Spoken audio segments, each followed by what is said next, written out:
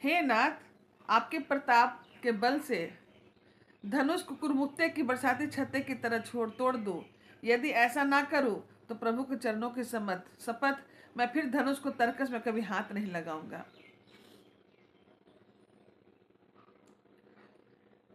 लखन के सकोप वचन से जो बोले, क्रोध भरी बाणी से जब लखन जी यह बात बोले तो पृथ्वी डगमगा उठी और दिशाओं में हाथी कांप गए। गुरु रघुपति सब मुनि मन माही, मुदित भये पुनि पुनि पुल काही। मतलब गुरु विश्वामित्र जी श्री रघुनाथ जी की ओर और सब मुनियों को प्रसन्न करते हुए देखते हुए बार बार पुलकित हो उठे और श्री रामचंद्र जी ने इशारे से लक्ष्मण जी को मना किया, पर प्रेम सहित अपने पास बैठा लिया। विश्वामित्र जब समय शुभ जानी, बोले अति स्नेह मैं जानी। उठहु राम भंजहु भव चापा, मैं तहु तात जनक परितापा।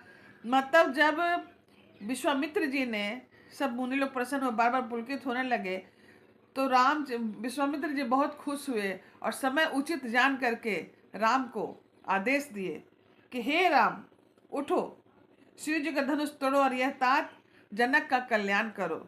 जो उनका संताप है, जो उनको दुख है, उस दुख को तुम मिटाओ।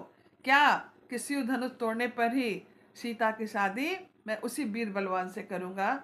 तो यह तुम उनका संताप हटाओ कि वो कह रहे कि पृथ्वी पर वीर शून्य हो गया है, वीरहीन हो गया है, तो अब तुम उनका संताप हटाओ।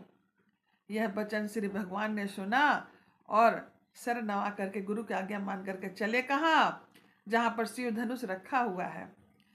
सुनी गुरी बचन श्री चरण सिरनावा, हर सुबिसाधु न कछूर आवा। ठाड़े भये उठी सहज सुभावे, ठवन जुबा मृगुरा झूल जाए। मतलब गुरु के वचन सुनो, श्री रामचंद्र जी के शरणों में सिर नवाया। श्री रामचंद्र जी चरण नवाते अपने गुरु के और वहां से मन हर्ष हुआ, खुश हुए और ना विषाद। और वो अपनी एड़ यानी खड़े होने की जो शान होती है, जवान की तरह खड़े हुए और लजाते हुए सहज स्वभाव से उठ खड़े हुए और बोले, मंच रूपी उदयाचल पर रघुनाथ जी रूपी बल सूर्य होते ही सब संत रूपी कमल खिल उठे और नेत्र रूपी भौरे हर्षित हो उठी, गुंजित हो उठी कि अब कोई बलवान आया है जो अब यह मेरे धनुष को, शिव धनुष को तोड़ेगा।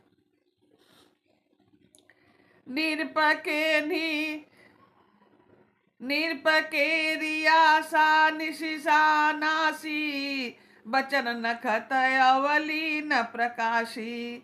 मानि महीप मुकुद सकुचाने, कपटी भूप उलुक लुकाने।